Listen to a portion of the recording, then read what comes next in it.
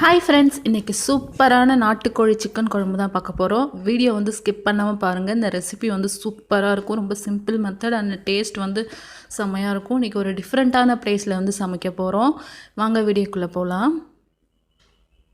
எங்களோட வயலில் போய் தான் இன்றைக்கி வந்து சமைக்க போகிறோம். ஃபேமிலியோட வருஷத்துக்கு ஒரு தடவை வந்து நாங்கள் ஒரு கூட்டாஞ்சோறு சமைச்சு சாப்பிடுவோம். இன்றைக்கி அந்த வீடியோ தான் நான் உங்களுக்கு வந்து ஷேர் பண்ணியிருக்கேன். இதெல்லாம் எங்களோட வயலில் அறுவடை முடிஞ்சு எல்லாமே வந்து காலியாக கிடக்குது. இது என்னோடய தாத்தா பாட்டி வச்ச பலாப்பழ மரம். நிறையா வந்து காய் வச்சுருந்தது. ஆனால் இன்னும் கொஞ்ச நாள் கழித்து தான் வந்து இதெல்லாம் பறிச்சுட்டு போக முடியும். இந்த சைடு தென்னை மரம் அண்ட் மாங்காய் மரம் இது எல்லாமே வந்து என் தாத்தா தான் வச்சது. அவங்க ஞாபகமாக வந்து இது இன்னும் எங்கள் வீட்டில் வந்து இருக்குது. இது ஃபுல்லாக பார்த்திங்கன்னா கரும்பு தோட்டம் தான். கரும்பு அறுவடை முடிஞ்சு நெக்ஸ்ட்டு கரும்புக்கு வளர்ந்துட்டுருக்கு இப்போது. இது வந்து வீட்டுக்கு தேவையான இட்லி அரிசி போட்டிருந்தோம். இதுவும் வந்து இன்னும் கொஞ்ச நாளில் வந்து அறுவடை பண்ணிவிடுவோம். அப்படியே நடந்து போயிட்டுருந்தேன். அங்கே வந்து ஒரு ப்ளூ கலர் ஷீட் தெரியுதுல, அங்கே தான் போய் நம்ம சமைக்க போகிறோம். இதுவும் வந்து எங்களோட வயல் தான். இது வந்து சாப்பாட்டு அரிசி. இன்னும் கொஞ்ச நாள் கழித்து தான் வந்து இதை அறுவடை பண்ணுவோம். இது வந்து எங்களோட மோட்டர் ரூம். இது இங்கே தான் வந்து க்ளீன் பண்ணிவிட்டு நம்ம சமைக்க போகிறோம்.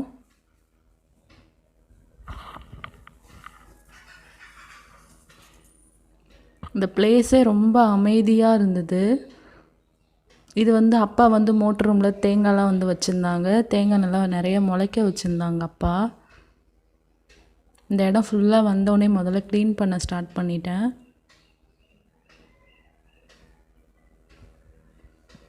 க்ளீன் பண்ணிவிட்டு சமைக்கிறதுக்கு என் பொங்கல் வைக்கிறதுக்கு தேவையான அளவு தண்ணி பிடிக்கலன்னு சொல்லிவிட்டு மோட்ரு ஆன் பண்ணிவிட்டு அப்படியே தண்ணி பிடிக்க வந்துட்டேன். நல்லா அடிக்கிற வெயிலுக்கு இந்த மோட்டர்லேருந்து வர தண்ணி வந்து ரொம்ப ஜில்லுன்னு ஃப்ரிட்ஜு வாட்டர் மாதிரி அவ்வளோ கூலிங்காக வந்தது.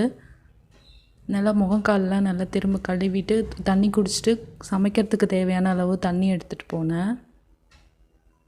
இது வந்து பொங்கல் வைக்கிறதுக்காக அந்த பாத்திரத்தில் வந்து தண்ணி பிடிச்சிட்ருக்கேன்.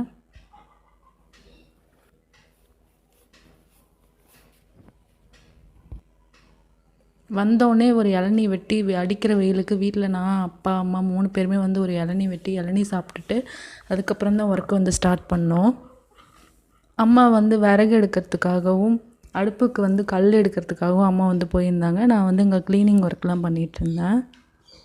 இது எல்லாமே வீட்டிலேருந்து கொஞ்சம் திங்ஸை வந்து எடுத்துகிட்டு வந்தோம். ரொம்ப அதிகமாக எடுத்துகிட்டு வரல, ஏன்னா நிறையா திங்ஸ் எடுத்துகிட்டு வர முடியாதுன்னு ரொம்ப கம்மியாக தான் எடுத்துகிட்டு வந்தோம்.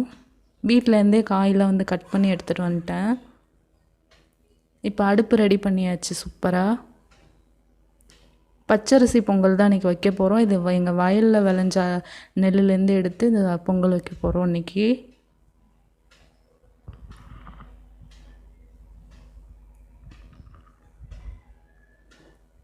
அதுக்கப்புறம் உப்பு, மசாலா, கருவேப்பிலை இது எல்லாமே வந்து வீட்டிலேருந்து தான் எடுத்துகிட்டு வந்தேன். கொஞ்சம் பிஸ்கெட் பாக்கெட்டும் எடுத்துகிட்டு வந்தேன் சாப்பிட்றதுக்காக. இப்போ வந்து அடுப்பு பற்ற அடிச்சிடலாம்.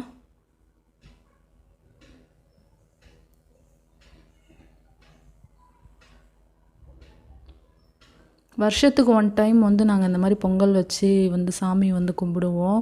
இது எதுக்காகனா வயல் வந்து நல்ல விளைச்சல் கொடுக்கணும் அப்படின்னு சொல்லிட்டு தான் வந்து இந்த மாதிரி பொங்கல் வச்சு சாமிக்கு வந்து படைப்போம். அம்மா வந்து அங்கே பொங்கல் வச்சுட்டு இருந்தாங்க. நான் வந்து இங்கே மோட்டரில் வந்து அரிசி கழுவலான்னு சொல்லிட்டு வந்தேன். இப்போ போய் அரிசி வந்து கழுவிட்டு வந்துடலான்ட்டு 3 தடவை ஒரு 4 தடவை வந்து கழுவிட்டு அதுக்கப்புறம் அம்மாட்ட கொண்டு வந்து கொடுத்துட்டேன். இந்த சைடு வந்து அப்பா வந்து சிக்கன் வந்து க்ளீன் பண்ணிகிட்டு இருந்தார். குட்டி குட்டி பீஸாக வந்து கட் பண்ணி கொடுத்துட்டு இருந்தார்.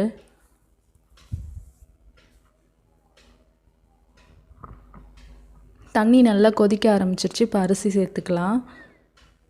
பச்சரிசி பொங்கலும் சிக்கன் குழம்பும் வச்சு சாப்பிட்டிங்கன்னா சூப்பராக இருக்கும். இதுவரை நீங்கள் யாரும் சாப்பிட்லன்னா இந்த மாதிரி ட்ரை பண்ணி பாருங்கள். ரொம்ப ரொம்ப டேஸ்டியாக இருக்கும் இந்த ரெசிபி.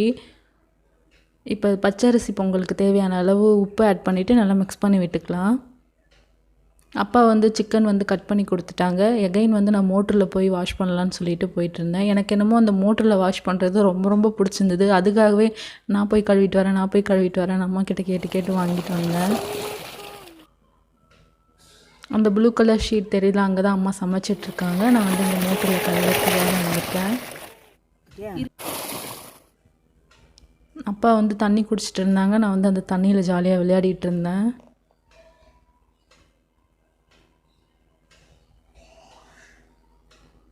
நம்ம என்ன தான் வீட்டில் கழுவுனாலும் இந்த மாதிரி ஒரு நேச்சுரலான ப்ளேஸில் சமைக்கிறது வந்து ரொம்ப ரொம்ப ஹாப்பினஸ்ஸாக இருந்தது.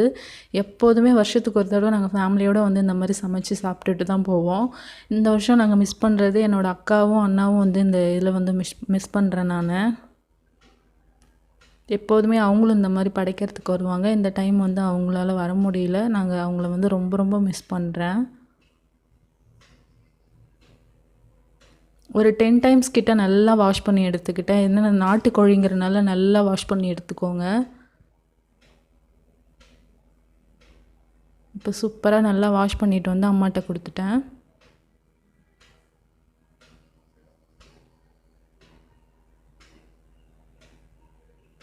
கடாய் நல்லா ஹீட் ஆனதுக்கப்புறம் ஆயில் சேர்த்துக்கலாம். நான் வந்து கடலை எண்ணெய் தான் இன்றைக்கி சேர்த்துருந்தேன். சின்ன வெங்காயம் நிறையா சேர்த்துக்கோங்க. டேஸ்ட்டு வந்து சூப்பராக இருக்கும். அப்போ தான் சின்ன வெங்காயத்தில் நாட்டுக்கோழி குழம்பு வச்சு பார்த்திங்கன்னா சூப்பராக இருக்கும். சின்ன வெங்காயத்தில் வந்து மீன் குழம்பு, நாட்டுக்கோழி குழம்புலாம் வச்சிங்கன்னா டேஸ்ட்டு வந்து சூப்பராக இருக்கும். அதோடய ஃப்ளேவரே வந்து நல்லா வாசனை அடிக்கும். இப்போ கருவேப்பிலையும் ஆட் பண்ணிவிட்டு நல்லா வதக்கிக்கலாம். இப்போ அது நல்லா வதங்கினதுக்கப்புறம் தக்காளி ஆட் பண்ணிக்கிறேன்.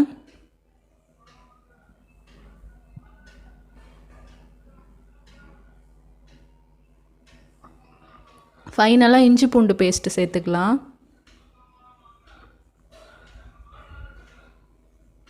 இப்போ இதை நல்லா மிக்ஸ் பண்ணி விட்டுக்கலாம். நல்லா எண்ணெயிலே வந்து வேகணும். அப்போ தான் வந்து டேஸ்ட்டு வந்து நல்லா சூப்பராக நல்லா குழஞ்சி வர அளவுக்கு வேக வச்சுக்கலாம்.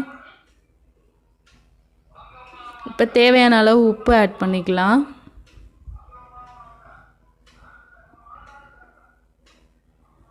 இப்போ அது நல்லா வதங்கினதுக்கப்புறம் நம்ம நாட்டுக்கோழி வந்து ஆட் பண்ணிக்கலாம். இது நல்லா எண்ணெயிலே வதக்கி கோழி வந்து நல்லா எண்ணெயிலே கறி நல்லா வதங்க வச்சுக்கலாம். அப்போ தான் வந்து டேஸ்ட் வந்து சூப்பராக இருக்கும். இப்போ அதை நல்லா வதங்கினதுக்கப்புறம் மசாலா ஆட் பண்ணிக்கலாம். வீட்டிலேருந்து ஒரே கவர்லேயே போட்டு மசாலா எடுத்துகிட்டு வந்துட்டேன். மஞ்சள் தூள், மிளகாய் பொடி, சிக்கன் மசாலா, கரம் மசாலா இது 4மே ஒரே கவரில் போட்டு எடுத்துகிட்டு வந்தாச்சு. இப்போ இதை நல்லா மிக்ஸ் பண்ணி விட்டுக்கலாம். இது நல்லா எண்ணெயிலே நல்லா ஃப்ரை ஆகி வந்துச்சுன்னா அந்த மசாலாலாம் எண்ணெயில் நல்லா வதங்கி வந்ததுன்னா ஃப்ளேவர்ஃபுல்லாக இருக்கும். இப்போ அதை நல்லா வதக்கி எடுத்துக்கலாம். கறி நல்லா முடிஞ்ச அளவு நல்லா எண்ணெயிலே வேக வச்சுருங்க. இது வந்து வீட்டிலேருந்தே அரைச்சி எடுத்துகிட்டு வந்துட்டேன். தேங்காய், பொட்டுக்கடலை, கசகசா, பெருஞ்சீரகம் இதனாலேயும் நல்லா தண்ணி ஊற்றி நல்லா ஃபைனாக வந்து அரைச்சி எடுத்துகிட்டு வந்துட்டேன் வீட்டிலேருந்து. நாட்டுக்கோழிங்கிறதுனால தண்ணி கொஞ்சம் நிறையா சேர்த்து வேக வைங்க. அப்போ தான் வந்து நல்லா சாஃப்டாக வெந்து வரும் நாட்டுக்கோழி. இப்போ தண்ணி நிறையா சேர்த்துக்கிட்டேன். இப்போ அதை நல்லா வேக வச்சு எடுத்துக்கலாம்.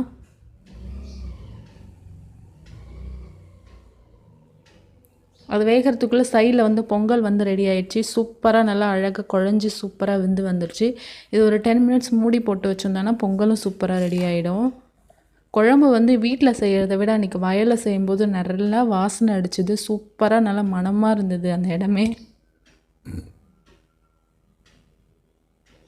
அப்பா வந்து சாமி படைக்கிறதுக்காக தேங்காய் வந்து உரிச்சிட்டு இருந்தாங்க. எங்கள் வயலுக்கு பக்கத்தில் ஒரு கோவில் இருக்குது. அந்த சாமிக்கு வந்து நான்வெஜ் செஞ்சு தான் வச்சு படைப்பாங்க. அந்த சாமியை நினச்சி தான் வந்து நாங்கள் இங்கே வயலில் இலை போட்டு சாமி கும்பிடுவோம். வெளியே ஃபேமிலியோடு போய் வெளியே அமௌண்ட் செலவு பண்ணி ஜாலியாக இருக்கணும்னு நினைக்கிறது ஒரு விதமானது. பட் ஆனால் நம்மக்கிட்ட என்ன இருக்கோ அதை வச்சு நல்லா சந்தோஷமாக முடிஞ்சளவு ஹாப்பினஸ்ஸாக வாழ்கிறதுக்கு நிறையா வந்து பிளேசஸ் இருக்குது. நீங்களும் இந்த மாதிரி ஒரு சின்ன சின்ன பிளேசஸில் கிடைக்கிற சந்தோஷம் கூட வேறு லெவலில் இருக்கும். குழம்பு கொதிக்கிறதுக்குள்ளே நான் போய் இலை பறிச்சிட்டு வந்துட்டேன். இப்போ கறியும் நல்லா வெந்து வந்துருச்சு. வீட்டிலேருந்து அரைச்சி எடுத்துகிட்டு வந்த மசாலாவை வந்து இது கூட இப்போ நான் ஆட் பண்ணிட்டேன்.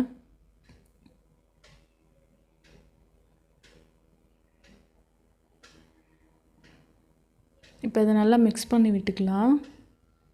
ஒரு 10 நிமிஷம் கொதிச்சா போதும். அதிக நேரம் கொதிக்க தேவையில்ல. ஒரு 10 நிமிஷம் கொதிச்சதுன்னா போதும். இப்போது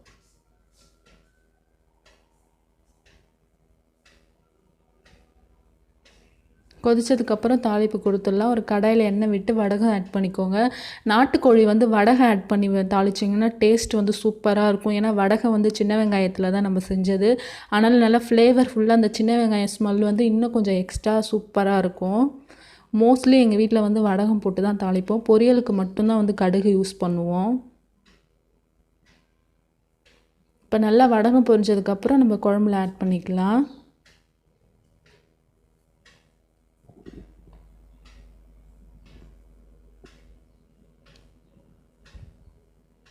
இப்போ பொரிஞ்சிருச்சு. நம்ம குழம்புல ஆட் பண்ணி நல்லா மிக்ஸ் பண்ணி விட்டுக்கலாம்.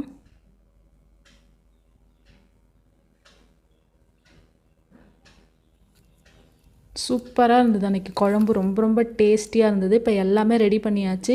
இப்போ இலை போட்டு படைக்க ஸ்டார்ட் பண்ணிடலாம். அப்பா வந்து தேங்காய் உடைச்சிட்டு வந்துட்டாங்க. இப்போ படைக்க ஸ்டார்ட் பண்ணிடலாம்.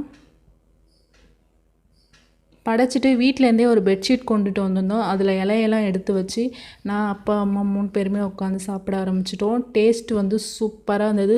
பொங்கல் சாதம் வித் சிக்கன் குழம்பு ரெசிபி வந்து நீங்களும் ட்ரை பண்ணி பாருங்கள். ரொம்ப டிஃப்ரெண்ட்டான டேஸ்ட்டில் இருக்கும்.